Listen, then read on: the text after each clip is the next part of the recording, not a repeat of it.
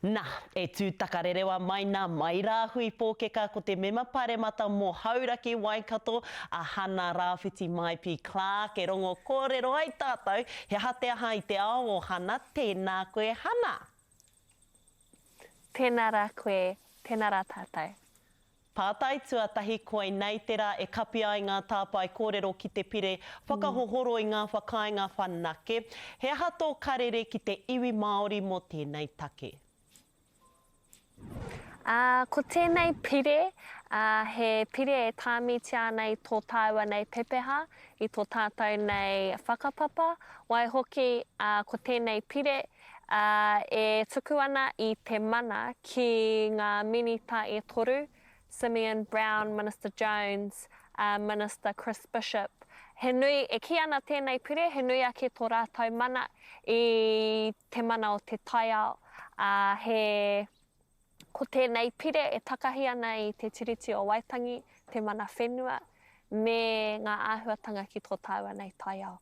Nō reira, ko taku āki, ko taku karere, tukuna mai i ngā submissions, hei te pōnei ka kati ai. No tērā wiki, taia atinana atu koe ki te tuwheratanga o te kōhao, he pokapū whakapiki ora kei kirikiri roa. He aha te motu haketanga o tērā whare i roto i tō rohe pōti?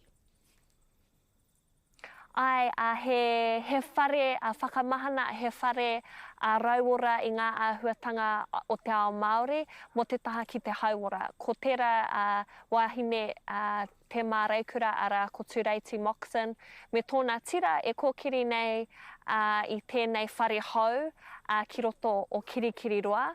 Ara ko te motuhaketanga o tēnā whare, ko tāna hanga, ko tāna rite, he rite tonu ki tētihi marae. Ana, e whakanui ai tātou i tētihi o mātou ruruhi ki roto mai o wāhi pā, ko nana tūtata matatahi tēnā. Ko ai ara te wahine me tōku kuia tuatahi, First Community Māori Worker in Health ki tōna ake marae. Nō reira, he hurihanga nui tēnā mō mātou ki roto mai o Hauraki Waikato. O rāwe, nā tō kaha busy hoki nā, i Hawaii hoki koe, mo te ahurei Mary Monarch, he kaihaka koe, he ha te take o tō haerenga atu, he ha hoki te kaupapa o tō koutou tū ki te papatū waiwai. Well, nōku te maringa nui i whai whakatā mātou mo tēnā wiki kia haere atu au ki reira, ki Hilo, Hawaii. Tuatahi, hei whakanui i te toru te koutou o awhinei te kaupapa, titihi tira i haere o Kumatua, titihi tira kapahaka i whakatūngia e whaikiri māku kehi, raiwa ko Papa Dave Thompson.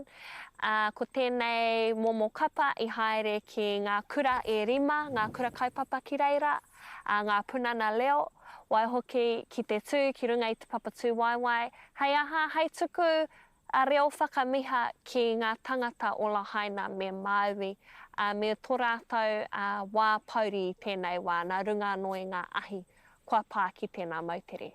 Nā, e kite ana hau kei te mahinga kai koe, whakamaramahia mai, whakāturia mai, he hara o mahi i tērā o ngā mahinga i perepere taru ana koe, ahana koe?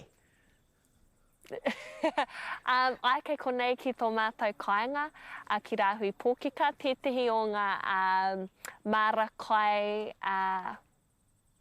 whenua mo te mārakai, kei konei ko ngā kamo, ko ngā kumara, no paparereata makihama ki te taitokerau, waihoki anei ngā ko ngā penu.